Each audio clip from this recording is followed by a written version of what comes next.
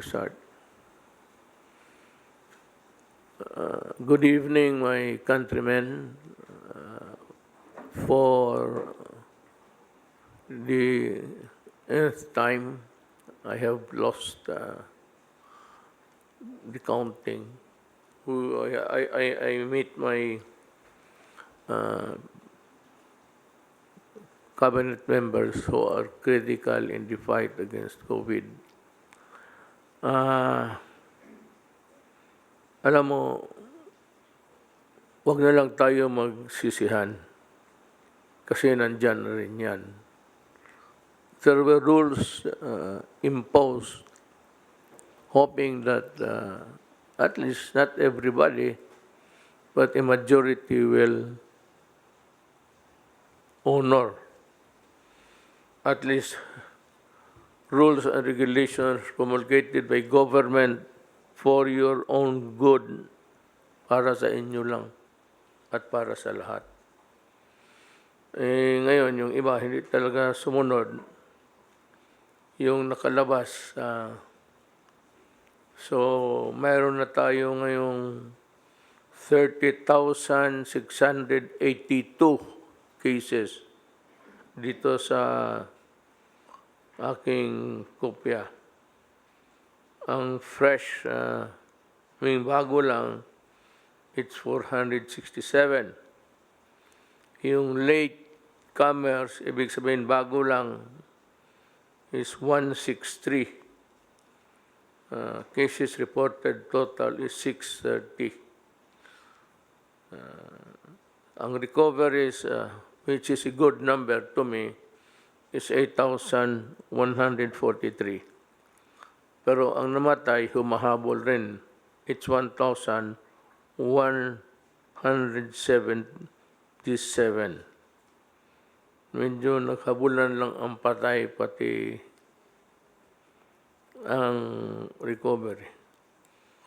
Though maganda ang recovery natin, mga kababayan ko, ang Cebu ngayon ang may problema. May problema sila. Alam mo kasi pag may problema, tapunan na yan eh. If you solve the problem locally amongst the officials there, there's bound to be a derailment in the programs of government because they would start to blame each other.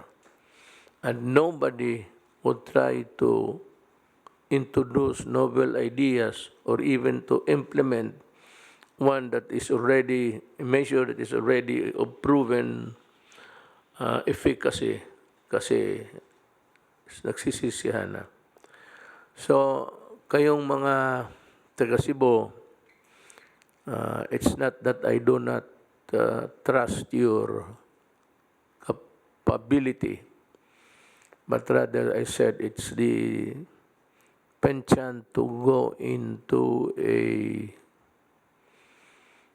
sort of a yung sisihan nga, tapos nobody would answer for anything. So, mga kaigsunan ako sa Cebu, both sa mga syudad o probinsya, akong ipadala si General Simato. General Simato is the Secretary of SADAR, sa DNR rather. I'm sorry. Sa DNR, sabi ko, kung maiwanan mo yung opisina mo sandali, total ikaw yung inuutosan noon ni GMA, President Arroyo, pati ako. Kayong lahat naman eh. Dito sa Manila, the head body of that is the IATF. Then, itong office ni Secretary Samato would be an adjunct to that body. So, he will exercise all the powers of that body upon notifying General Lorenzana, who heads the agency. All he has to do, not for permission, but just to advise Manila here that these things are being done, these things are not yet done, and these things must be done. So I cannot wait for the transition of communication, of asking for approval. Then that is the bane of bureaucracy. Sa totoo lang. Yan ang tigabigay sa atin ng how would you tell it, a fractured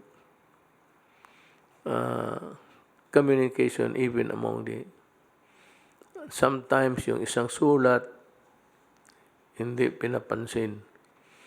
Kaya sabi ko kay General Simato, just exercise the powers of the task force. Anyway, you are an adjunct to an office there. I will just write a executive order. Puka na si Juan Bong Medaldia to follow, and he might fly anytime. You can use the Air Force or any plane that is available, government-owned. Baski anong aeroplano dyan, go there and fly. I suggest that you sa Air Force kasi maraming air assets. Makarating ka kaluan, if you want to stay there, or you might want to fly back. But I must have the picture of how grave the situation is, or the situations are, and malaman ko na may bawaan ako nga naanay taong nagpalihok anang sa Cebu. Kaysa Cebu na ay daghang pasangil, na ay pasangil nga tao, na ay dili gusto, na ay silusay muna. So, that's the problem there. Pero wala ko tunong nga tao. I'm just sad that Cebu has to undergo that kind of painful situation now. But nonetheless, kaya natin yan. And I'm sure si Mato, he cannot solve the problem on his own. He has just to make recommendations and let us know what we should be doing. And that is very important. It's part really of the intelligence work of any organization to know what is ahead and behind and on the side, so that you'd know how to prepare and go and fight the enemy, COVID. So, that's it. Ang aking report ngayon. Dito, unahin ko naman yung aking talking points. I talk to you now to update you on our latest situation. Ang COVID is fighting us, and we are fighting back. But ang masabi ko sa inyo na good news is that we believe, and I believe too, that many countries has now perfected some vaccine.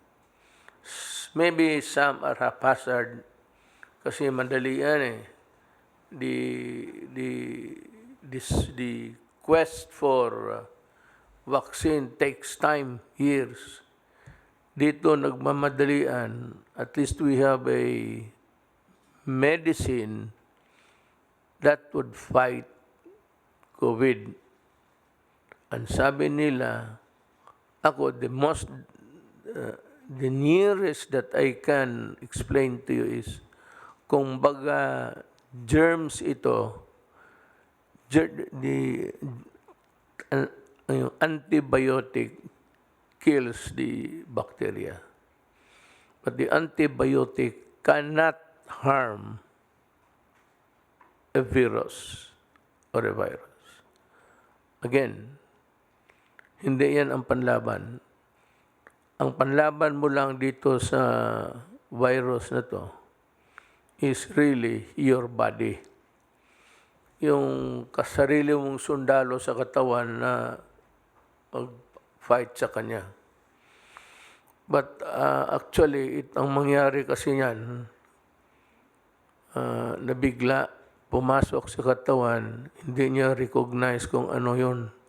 So he has to manufacture, just like what we are doing physically in the outside world. Yung ating body has to fight. Minsan na overwhelm, natatalo siya. That's why you fight for your life inside. Now, yung vaccine naman, dahan-dahan nila i-inject yan sa, I think it's a horse. Dahan-dahan pa, kagaya ng snake bite. Parang ano yan, antivenom. Inject mo na ng dahan-dahan, palaki ng palaki. Maximize nila, maximize hanggang ma-immune ang kabayo. Pagkagat nila sa cobra, baliwala. Then magkuha sila ng blood ng kabayo. I don't know if there is additives that are added there or diluted. I am not a medical person, but yun ang inject for the antivenom. Ganon rin sa ginagawa ngayon. They are cultivating itong katawan mo to fight. Pero merong medisina panlaban ng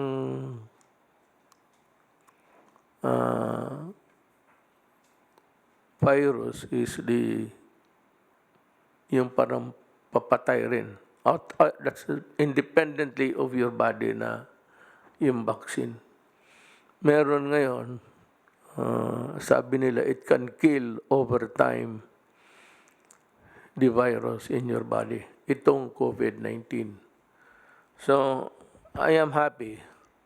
Alam mo, sa totoo lang, if there is anybody who wants to be out, to enjoy, and even to live life normally, ako. Ako yung ayaw talaga sa itong lockdown. I hate it. I do not want even myself. Pero ang sabi ko sa inyo, kung kayo hindi makatiis at tinamaan kayo, sorry na lang. Same is true for me. If I'm reckless enough, then I'd get it.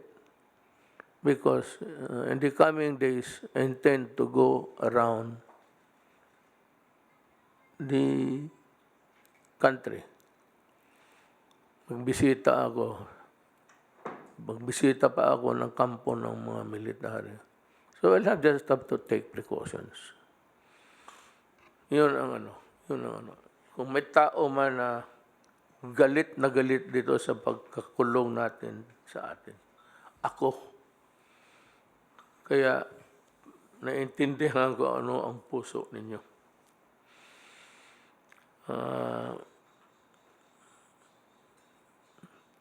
Naghahanap ako ng Emergency Operation Center. I'm sure Secretary Simato can look, as long as he has the support and assistance of the Cebu local officials, both national and local.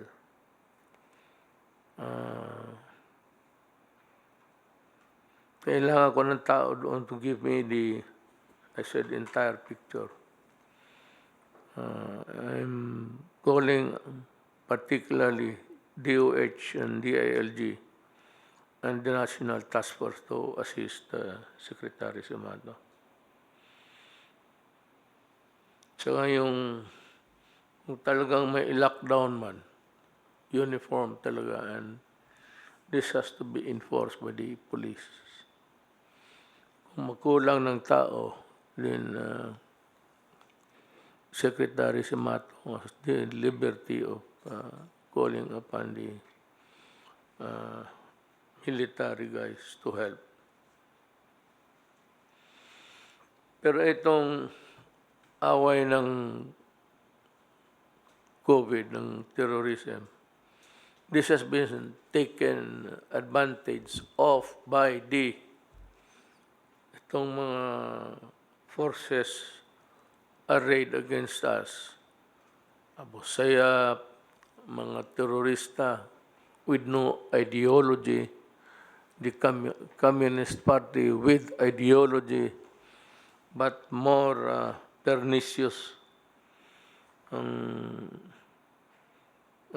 effect, which could undermine the peace and security of our country. Not only this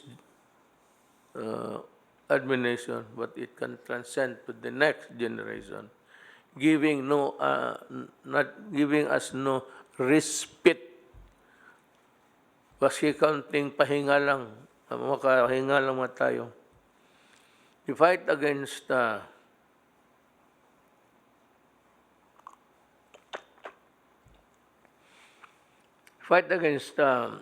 NPAs has long been there. It started in the 50s. Hanggang ngayon nandyan pa.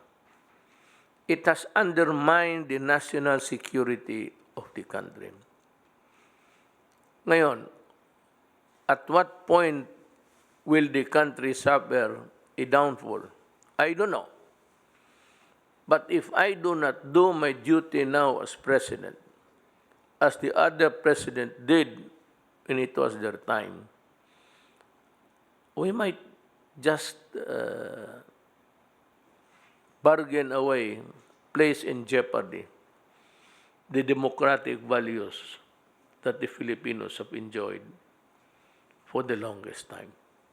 Terrorism is number one in our list. Actually, the number one threat to the country, hindi Abu Sayyaf, hindi yung mga terorista of no value. Itong high value targets, ito yung mga komunista. Kaya ang utos ko talaga sa armed forces, sa sundalo, pakan mo. Pakan mo. Kasi pag ikaw ang inabot, pati nga yung pulis nagsama doon ng mga gobyerno na nagtutulong sa mga tao. Pinatay pa ninyo lahat. Tapos, using a Gillette blade. Kaya ako galit sa inyo. There was never a time that we handled a prisoner na NPA na sa Mindanao na sinakta namin. We don't even allow the mosquitoes to bite them. May warning kami sa mga alimatok, pati sa mga ano bang alimatok sa Bisaya o sa Tagalog? Linta. Leech. Na huwag galawin ang mga NPA na bihag kasi baka tayo ang pagbintangan. You've been advocating. That's what I don't like about you guys. No, when it is in your favor, you talk so much about Geneva Convention, right? But when you are at the losing end, you talk of so many things invoking Geneva Convention right and left, asking for the protection that the law gives upon everybody. That's the riddle that I cannot understand. Total, if you fight for as a matter of principle, panindigan mo, pinatay namin kasi kalaban eh. Mas, matanggap ko pa yan. Pero sabihin mo na prisoner na, tapos luglugin mo ng Gillette, pati yung pulis. Nakita ko yung ano eh. Huwag ninyo akong bulahin, putang ina, nakita ko talaga yung sugat dito sa liig. Kaya, yun, ang kasalanan noon, nag-escort ng mga tao sa gobyerno para sa tulong. Mahirap na ang buhay noon eh. I hope na yung mabigyan ngayon, we have started, I think, the second tranche. I hope that you would not bigyan ninyo to. This time, ipatikim mo sa tao yung kanila talaga. Yung una, kinuha ninyo eh.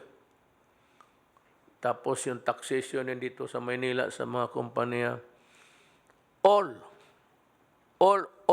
operating private entities, corporations in Mindanao contributed money to you. Alam namin. Alam namin na hindi yan transaction doon na magbigay ng pera doon sa bukid tapos tanggapin ninyo. Ang pera dito hinuhulog sa Maynila sa bank account ng NDF, of course, under fictitious name. Well, all of these things I said, I hope that I will not have to do something to do more drastic, like just really looking at your bank accounts. Malami namin yung movements ng pera eh.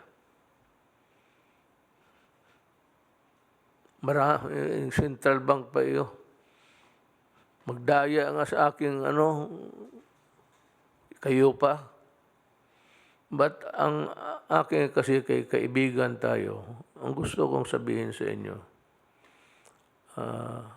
wag na sana tayo umabot sa yung that I have to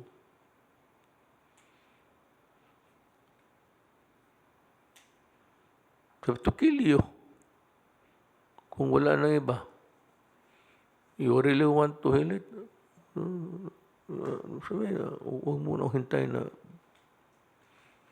patayin kita. When I say patayin kita, hindi man ako ang papatay. Lahat tayo magpatayan, including me. If I were to read, much less answer all attacks made on me, this shop, your office, this shop might as well be closed for any other business. I do the very best I know how, the very best I can, and I mean to keep doing so until the end. If the end brings me out all right, what is said against me won't amount to anything. But if the end brings me out wrong, 10 angels of God swearing I was right would make no difference. Mali ka pa rin. So, that's Lincoln. You can take your, maybe you can take comfort in the words of a great American statesman. So, ikaw muna, let us hear what's your advice to the people? Thank you very much, Mr. President, and magandang gabi po sa ating mga kasama sa kabinete at saka sa National Interagency Task Force on Emerging Infectious Diseases. At can I be allowed to make my report, Mr. President, or did you want me to address some of the issues that have been raised against me, Mr. President? You can, if you want to defend yourself, it's your right. Yes, sir. Well, yun doon po sa Bayanihan Heal as One Act. Meron pong provision ng batas na nagsasabi na kailangan na tulungan ang mga pamilya na namatayan. Ito po yung karamihan mga doktor at saka mga nurse at doon po sa Bayanihan Hilas One Act, kailangan bigyan po ng ayuda sa halagang 1 million pesos per family. So ito naman po ay atin na ipatupad at in fact June 9, I think, yung pong 32 families na inatasan niyo po kami na bigyan ng 1 million each dahil namatayan nga po sila. Ito yung mga health workers po natin na nagpakabayani at nagsakripisyo po para bigyan kalinga at gamutin ang mga COVID patients, Mr. President. Tapos, meron po tayong 32 na nabigyan po natin ng cheque, 1 million each. In 4 days, as per your instruction, tinapos po natin yon. At sa ibabaw po nito, meron din po tayong 19 na mga healthcare workers naman na sila po ay nagkaroon ng severe COVID-19 infection at pero sila po naman ay buhay. At ang layon po ng batas ay tulungan sila at batay po sa inyong kautusan, nabigyan po natin sila ng 100,000 pesos each. At so a total of 51 beneficiaries, Mr. President, ang naayudahan po natin. Sa ibabaw pa ho nito, yung binayaran po ng PhilHealth, ang lahat po ng kanilang pagpapahospital, gastusin po sa pagpapahospital. So, tayo po ay nagpapasalamat, Mr. President, sa lahat ng serbisyo, kabayanihan, sakripisyo po ng ating pong mga frontline healthcare workers na talaga naman pong nangalaga sa mga COVID-19 patients. So, yung pong inyong kautusan ay na isa katuparan po natin. Yung pangalawang issue po, Mr. President, yung pagbili po ng mga personal protective equipment at akala po ng mga ibang grupo ay napakahuli po ang ating pagbili ng mga personal protective equipment. Pero sa totoo lang po, as early as February, naglagay na po tayo ng procurement order with the Philippine International Trading Corporation, isa pong attached agency ng DTI. At yun na nga po, Mr. President, talagang namroblema lang po tayo sa supply. Kasi nga po, at that time, marami na po mga ibang mga bansa na nauna po sa atin dahil nauna rin po sila nagkaroon ng mga kaso ng COVID-19 cases. So, nag-antay po tayo. In fact, yung in-order po natin ng February, dumating na yung iba, March, April na ho. At maigi lang po, may mga donations po tayo mga natanggap mula sa World Health Organization dahil tayo po naman ang kumatawan at humingi ng tulong sa World Health Organization habang hindi po nadating yung ating pong mga in-order na mga personal protective equipment. Ganun pa man, Mr. President, ay talagang nagsumikap po tayo, nagpunyagi po tayo na makuha ang sapat na bilang ng mga PPEs. Pero dahil nga po sa shortage, yung global shortage po, Mr. President, nag-antay tayo ng matagal bago po tayo makakuha ng ating pong mga personal protective equipment. At salamat po sa inyo dahil minadali nyo po nung March ay nakapag-release po ng pondo ang DBM at tayo po ay nakapamili. In fact, hindi nga pala DBM pa ang una nag-release. Ang nag-release po ay ang PAGCOR sa inyo pong kautusan. Sa halagang mga 1.8 billion ay nakapag-procure po tayo ng almost 1 million personal protective equipment para po sa proteksyon ng ating pong mga healthcare workers. So, yan po, Mr. President, ilan po yan sa mga issues na akin pong sinasagot ngayon. At ito po, magpapadala kami ng lahat ng mga kasagutan namin sa ombudsman na sila po ang nagpadala ng sabpina para magsumite ng lahat ng mga dokumento patungkol po sa ating pong mga procurement, sa ating pong mga ginawang mga hakbang para maging maayos po ang ating pagtugon sa namayagpag o namamayagpag na COVID-19 pandemic. So ilan po ito sa mga bagay, Mr. President, na atin pong sinasagot at para maging maayos po ang pagtugon ng pamahalaan nasyonal sa problema po ng ating pandemic COVID-19. I'm sure that yung kayo mga Tagalog, naintindihan ninyo ang salita ni Secretary Duque.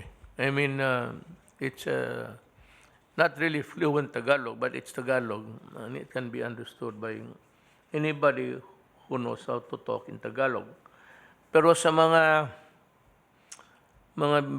Bisaya, well, ganito lang. Let me just maiksing explanation. Hindi kaagad tayo nakabili ng equipments. Kasi naghanap pa tayo kung saan tayo makabili ng mura at maraming supply. We found out as early as March, tayo ang one of the countries ang Tagalog man pala ito. Kita'y unang nasod nga nakaalinggat nga na ay problema. At ang tawag ana pandemic.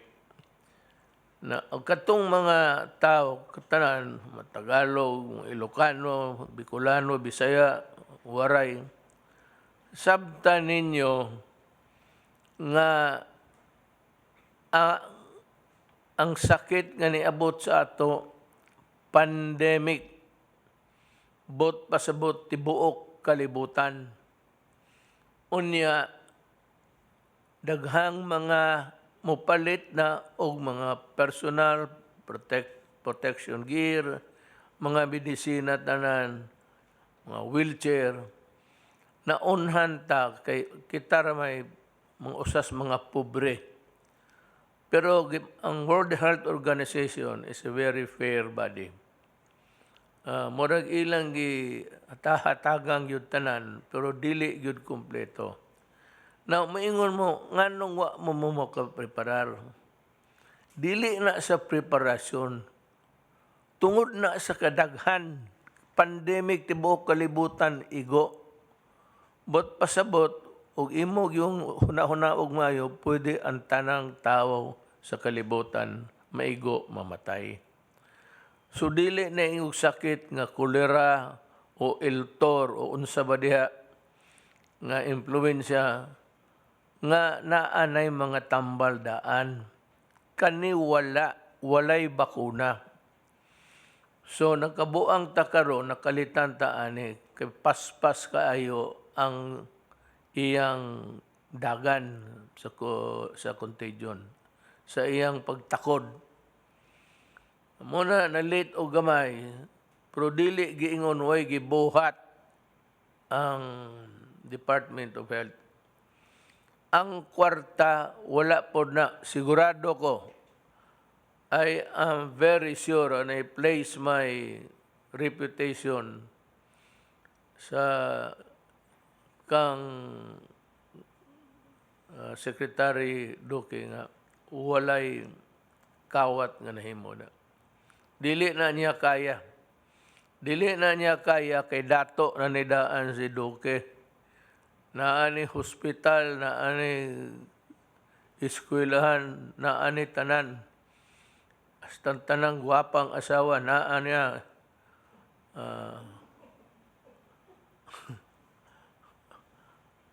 muna importante. Tanang gwapa. Wala na.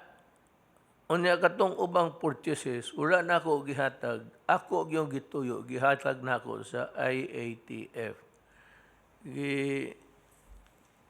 Panungo ang unang under ni Secretary Lorenzana, si General Lorenzana, General Galvez, o si General Anyo sa DILG. Sila mo'y akong gihimong task force. Sila'y namalit, ana. Wala na'y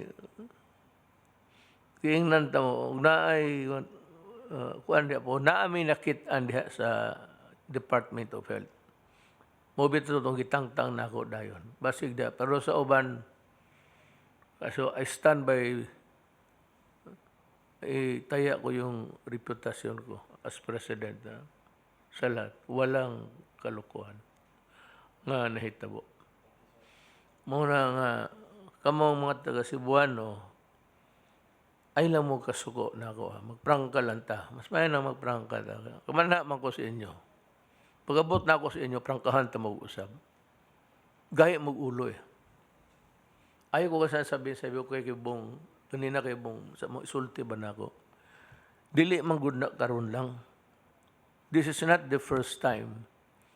This is not the first national emergency na ang Cebuano is murag pandali hinay kayo mo hinay mulihok mulihok pa magyaw-yaw pa kay Cebuano suburbio mo gini ako ikasulti ninyo. Yung mga tanan na ana sa balay ng hipos na kamo sa Cebu perting motor ninyo diya sa Talisay so report sa ako military murag palengke mo kada adlaw di panusuroy-suroy. So mo na nahitabo ron nya gusto ninyo nga pag mo mayor ni boto man pud minimo. Hibaw ko dako kog daog diha sa pero ay ninyo og apilig politika kay giingnan na mo ana ang sakit. You were forewarned in advance that there was this very dangerous microbe called COVID-19. We were given the proper advice by the World Health Organization. Some provinces followed ang kamo na noon, sige na magsuroy, sige. Nahibaw ko. Wala ko magkuhan. I'm not trying to, hindi ako nagmahay ba. Nagsisisi sa inyo. Dili na. It's not, that's part of our program na magsige tag pang-leksyon og tao. Pero mo ginay nahitabo. So, si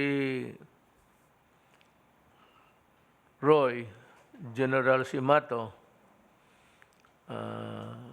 o si General Anyo na assign siya. General Lorenzana, kaila ko niya kay General Galvez, na-assign na sila sa Mindanao. Na kaila, ginako, umurag kaila. Murag barkada. Kami ni Delphin. Barkada may ano. Murag inigsuon gud among tagad. Minamayo ba basig asa may makita. Pero wala gyud ko magduduha sa ilang kaligdong sa ilang pagkatao. Honest with integrity. Anyo Galvez, si Roy. Si Roy di kay tigsulti. Diretso lang pabuto, wala na istorya. Roy, adto tanawag unsay problema nila. Tabangi sila. Pahibaw ako, unsaon ako pagtabang. Mura na. Mura ko ikasulde. So, salamat sa imong gamayng panambag sa mga tao. Who else? Roy, you want to say something about your designation? Sige magtando ni si Roy. Sige lang. Third ni si Roy mo gini sundalo. Tinuot pa. Huwag tingog. Sugoon ni Gloria ni adto sa hulok niya pag-ispadahay mo ni Saddam. Adto po siya sa Hulog sa Iraq. Nagdasa sa espada, kay espadahay sila ni Saddam. Nauna siya sa Amerikano. Sa Libya mo po. Ang padaan ako sa Libya. Lately, padaan ako siya sa Libya gihapon tungod sa mga Pilipinong tuangan to. I'm satisfied. Nandoon pa ba yung is it wrong for me to ask? Nandoon pa tong truck na akong barko dito magipa-parking. Yung frigate na sabi ko i-parking mo muna diyan sa ano. Bumalik. Pasya lang. At least kita ng mga Pilipino doon. Handa ako magipagira. Basi gamay rin yung atong nasod. I want to board that new frigate that you... Is it the biggest among the... I read it 1 week ago na nandito na. I want to board it just to see how good it is. Kindly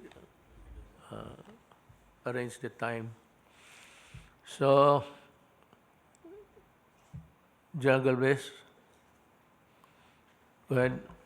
Sir, I agree with you, sir, that the procurement process of the DOH has been very clear, sir. Actually, sir, kami po, sir, sa NTF, kasama po si PSDBM, si Lloyd, at saka, sir, si Yusek Borge, yung sa ating pong protocol. Talagang pinagigihan po namin po, sir, na talagang yung mabibili po natin is pinakamahusay, at saka po yung talagang magagamit po natin, sir.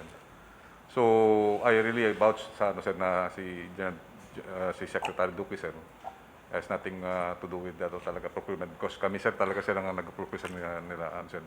In fact, sir, sa ngayon, sir, yung test kit, sir, na nabili, sir, natin sa Sunsure at saka po sa ibang mga, sir, napakababa po, sir.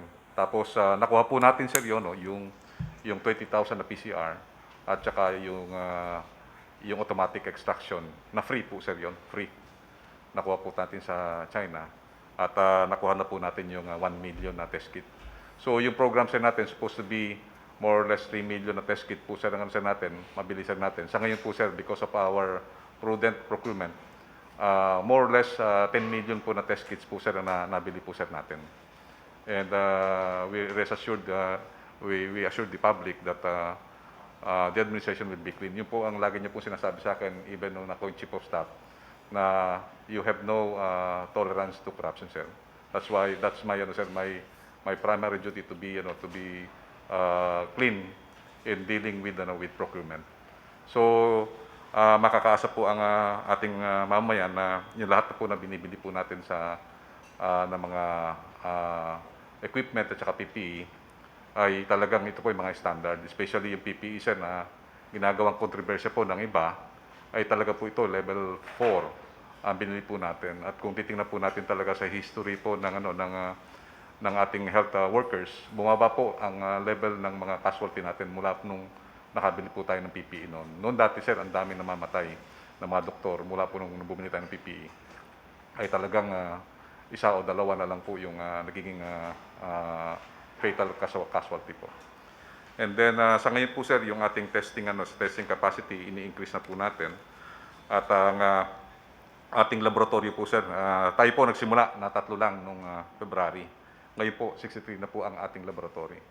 So meron na po tayong 46 na RT-PCR at meron po tayong gene expert na laboratory. At halos lahat po ng ating mga region na meron na po. Sa NCR, meron na po tayong 27 testing laboratory.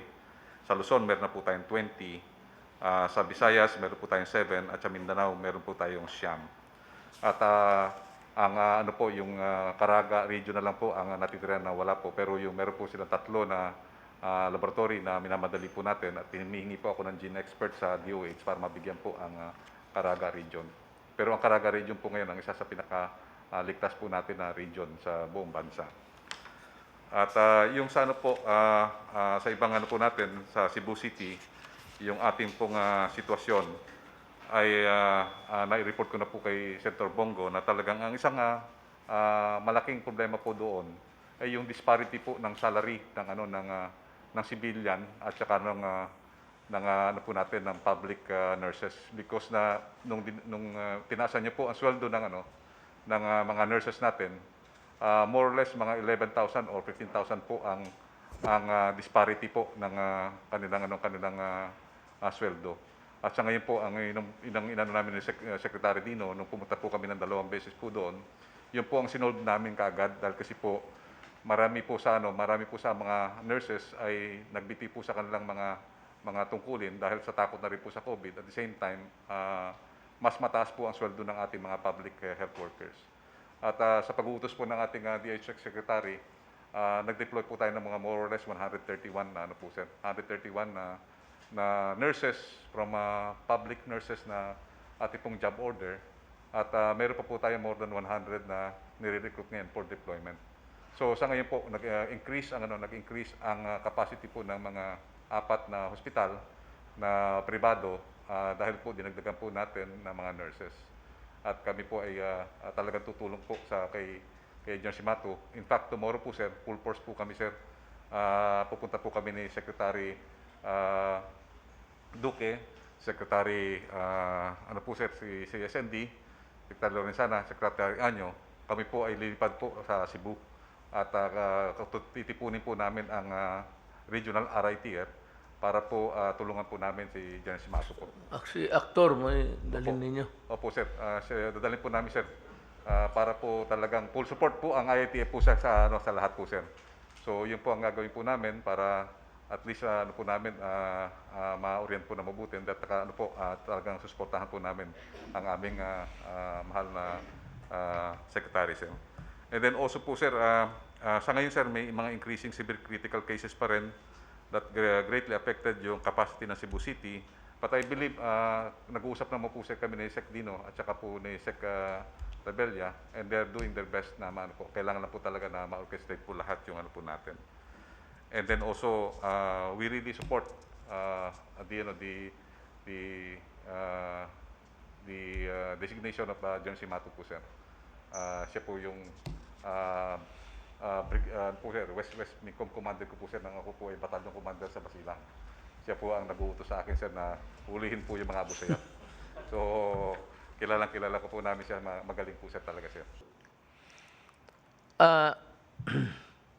Sabihin ko ito sa mga tao. Wala ako, with due respect to the Ombudsman, the Honorable Martires, iniimbestiga pa niya. Pero kung ako lang ang tanungin, kung ako ang imbestigahin niya, hindi mapunta talaga sabihin ko na I believed in the honesty and integrity of my people. Except for the minor doon sa yung nagpiprepare ng specification. Galing yan doon sa health. Dito, implementation lang. Magbayad lang. Kaya pinili ko yung tao na magbayad. Diba sinabi ko sa inyo na itong pera na ito, sagrado ito. Even Congress gave me the money. Sabi ko na huwag ninyong lukuhin itong pera niyo. So yan ang masabi ko. Malinis itong mga tao ko dito. And I still believe in them. But anyway, yun ang sitwasyon. Gusto ko lang malaman ng tao na itong sa gobyerno na ito, sakripisyo ito. I'm just appealing to their sense of patriotism and their love for their country. Yun lang sabi ko, tulungan ninyo ako dito. Ikaw, may report ka ba? Yes, go ahead. General Lorenzana. Good evening, Mr. President. Magandang gabi po sa inyo, ating mga kababayan. Gusto ko lang pong mag-ulat sa inyo, Mr. President, sa ating yung isa nating ginagawang trabaho dito na medyo masalimuot. Ito po yung pagpapauwi ng mga OFWs sa kanilang mga probinsya. Sa ngayon po ay 56,000 na yung nating napauwi ng mga OFWs sa mga probinsya.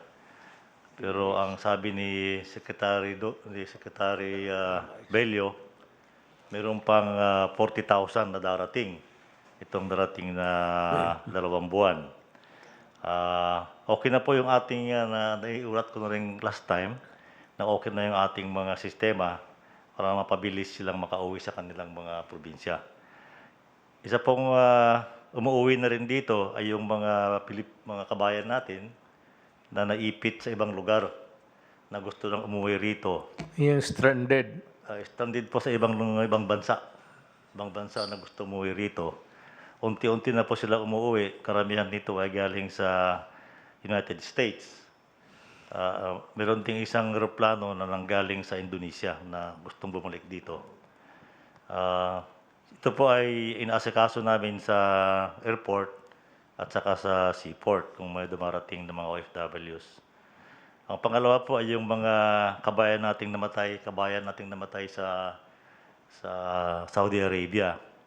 Ang sabi po ni Secretary Bello ay mayroon tayong 280. Hindi po ito COVID-related, sabi niya.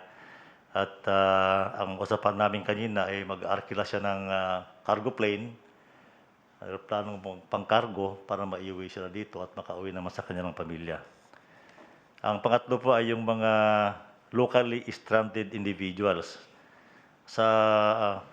Hindi po may paliwanag na kadahilanan, ito ay mga nagpuntahan sa airport. Pero wala naman silang sasakyan, kaya ang ginawa po natin ay Salamat. dinala natin sila sa Villamor Air Base at saka sa Port Bonifacio. At doon sila ngayon naghihintay ng kanilang masakyan papunta ng probinsya. Ang problema po rito ay wala tayong makuhang sasakyan kasi nga wala namang ahensya na sasagot ng mga pamasahe nito.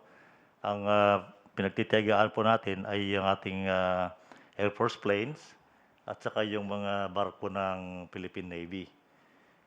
Meron po yatang mga 40,000 dito sa Metro Manila na mga locally stranded individuals.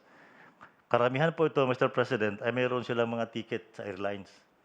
So, hinintay po natin na magbukas yung mga paliparan sa probinsya para makapagpalipad na itong ating mga airlines para maiuwi itong mga locally stranded individuals. Kung ko lang po, pakiusap natin sa mga locally stranded individuals ay huwag po kayo magpunta sa airport kung wala kayong sigurado masakyan. Dahil magkakahirap-hirap po ang ating buhay doon. Wala naman kayong matirhan sa airport at pati pagkain ay sinasagot na ng Philippine Army at saka Philippine Air Force at sila ay nahihirapan din. So pakiusap lang po, huwag kayong magpunta doon kung wala kayong siguradong masakyan. Yun lang po, Mr. President. Thank you. Wala na ba? Sir. Yes. Roy. Mr. President, good evening. I fully accept your challenge you gave for Cebu, Mr. President. Just like the orders you gave to me before to go to Boracay, and we changed the cesspool image of Boracay into what it is now. Then you Manila Bay. Manila Bay mo. Malinis na. said, Manila Bay. and you ordered me to clean the waters of Manila Bay to implement the order of mandamus of the Supreme Court, and within the year, Mr. President, Nag-report, may I interrupt you? Nag-report ka na doon sa Supreme Court? Compliance mo sa mandamos nila? yes, sir. Yes, Mr. President. Yung dalawang ano ko kasi sa Supreme Court, the first is the mandamus, Mr. President. This is a continuing mandamus, and we expect to make the initial compliance to the Supreme Court this year, because we expect that the Manila Bay will be compliant in the portion of the Baywalk area towards the Pasig River and the Parañaque River. This is what we can probably finish this year, Mr. President, and probably next year towards Bulacan. And your order for me to go to Iraq and to go to Libya, I complied, Mr. President.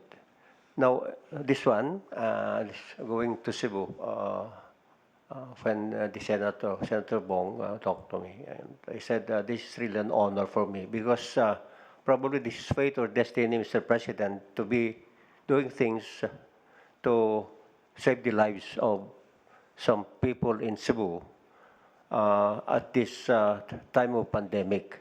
This only happened in 100 years. And I was looking at the statistics of last pandemic in 1918, wherein it was a worldwide similar to this what we are experiencing now.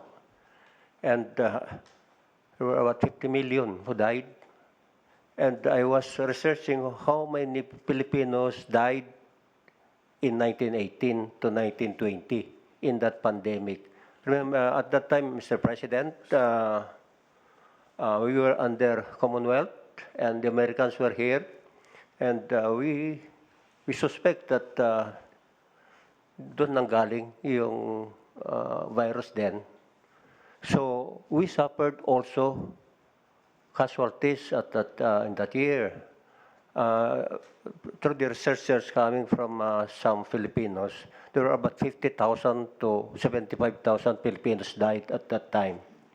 Of course, they were also implementing some lockdowns. They were also implementing some But I was also thinking, Mr. President, that the next generation will be looking at this again, at what transpired during this pandemic.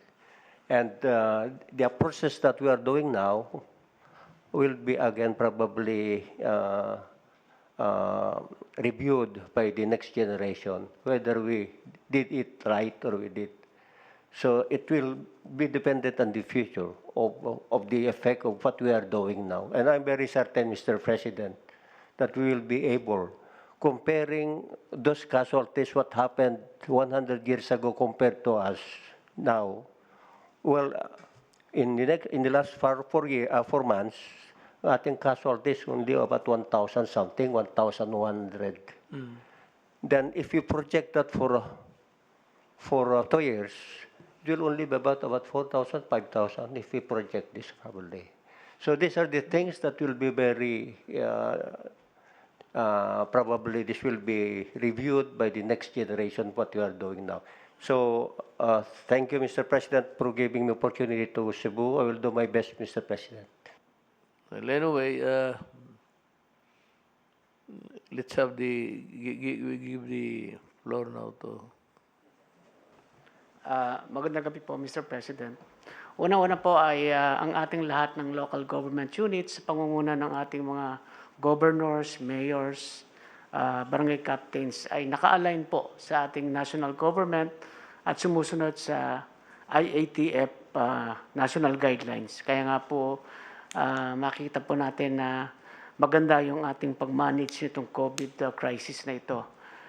Pero sa pag-utos po ninyo ay meron pa rin tayong mga hinabol ng mga local government officials na sumuway at lalo na sa pagdidistribute ng SAP na hindi lang sumuway kundi ang iba ay nakinabang pa.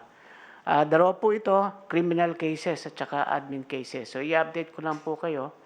Ang criminal cases po ay na-handle ng ating CIDG. Mula po sa 496 complainants, meron po tayong 728 suspects. Pagkatapos po ng investigation, ay tumataas pa ito. Nakapag-develop tayo ng 264 cases. 157 cases po ay na-file na sa mga piskalya. 61 po ay still under investigation.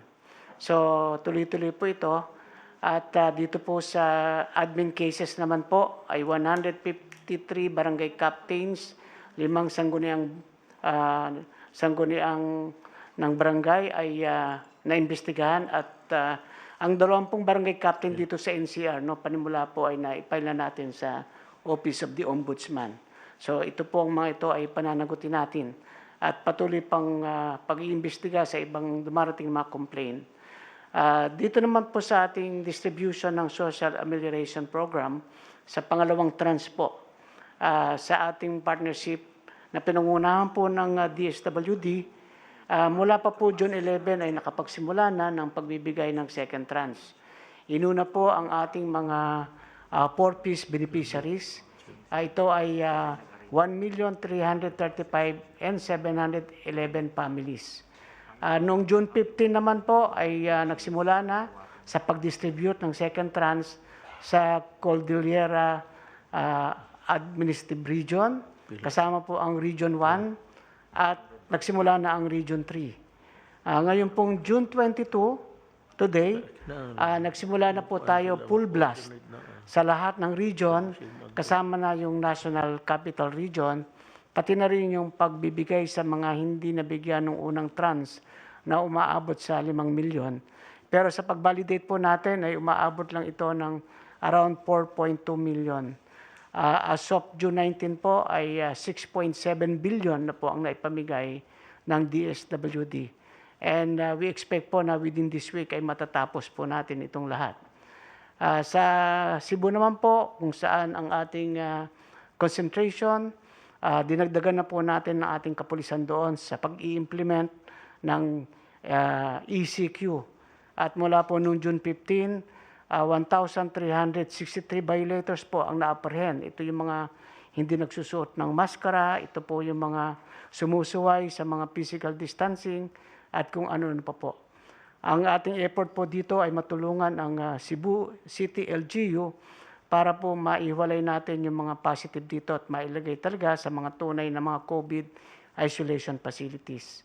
Sa dako naman po ng contact tracing, meron po tayong 3,440 teams. Ito po ay binubuo ng 52,794 members. At ang ating pong efficiency ay 96.77% with a case close contact ratio of 1:5. So maganda po itong numero na ito. At nakahanda na rin po kami na mag-hire ng additional 50,000 contact tracers para po sigurado na mapag-ibayo pa natin yung contact tracing. Dito naman po sa usapin ng LSI, ang gagawin po namin dito ay i-organize namin ito sa tulong po ng mga LGUs na tatanggap. Ayaw na po natin yung barya-barya na nakakalusot yung iba at hindi po na i-quarantine. So, ang balik probinsya po ay isang magandang huwaran sapagkat yung balik probinsya, organized po eh. Pag alis pa lang dito sa Manila, alam na ng LGU kung ilan yung darating, sasalubungin nila at diretso sa quarantine at maayos ang lahat. Wala pong nakakalusot. So sa ating pong LSA ngayon, gusto po natin ay ganun din.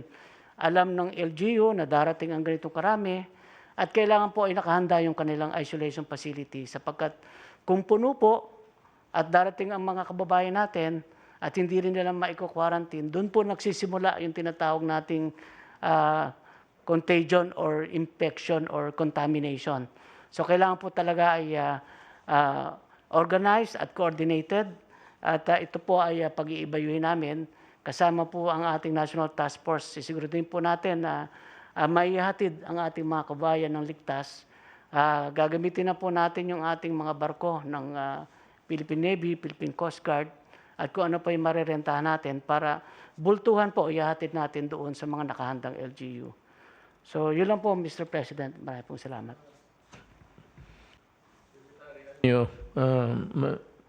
Talking of kaibigan natin si Chavit Singson,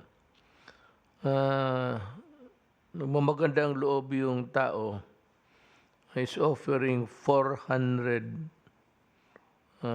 buses at the disposal of the task force yan.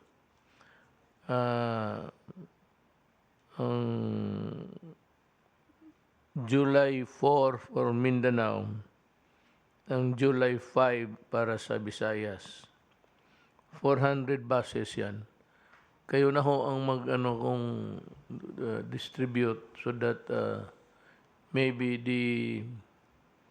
the target areas where they should be delivered could be as near as where the trucks would head for and park there for them to disembark. Ang pakiusap lang, just like your statement now, na tanggapin lang yung mga LGUs, tanggapin nila yung mga tao. Pakiusap. Pero actually, huwag mo na sabihin, maaway lang. They cannot refuse to Filipino. Utang ina, patay ka dyan. Cannot do that, deny the Filipino to go home. Mahirap yan. Tapos, asympathetic. Hindi mo alam kung may, so, you don't even know if he's contaminated or not. If he's not, then you still refuse him. Tapos magkaroon ng exam, wala. Maluloko. There you'll run into a gamut of so many problems. Pag-usapan lang sila na tanggapin na lang nila, total, wala na rin tayong magawa, Pilipino eh. Even if they are actually contaminated, if they want to be, to go home, maybe to get well or to die there, hindi mo ma-deny sa Pilipino yan. So, ano pa ba bong? Wala na. Wala na. Del, is there something? Wala na. How about Secretary Roque? You have to make some clarifications. Yes, sir. Para po malaman po ng taong bayan, nakarating na ba po sa lamesa nyo yung anti-terror bill? May sinabi po kayo bago tayo mag-record sa ulat ninyo sa bayan? My legal is still reviewing it. May legal team sa Malacanang.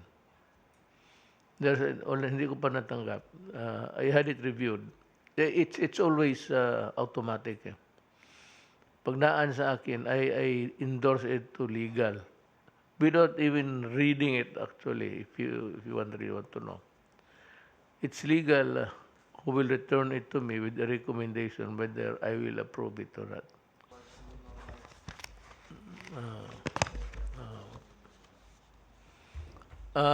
Ulitin ko yung hindi naman warning, kundi pakiusap sa inyo na sanayin natin yung buhay ngayon. Bago na talaga ang pamumuhay, ang diskarte, maglakad, paggalaw, social distancing, hugas kamay, mask,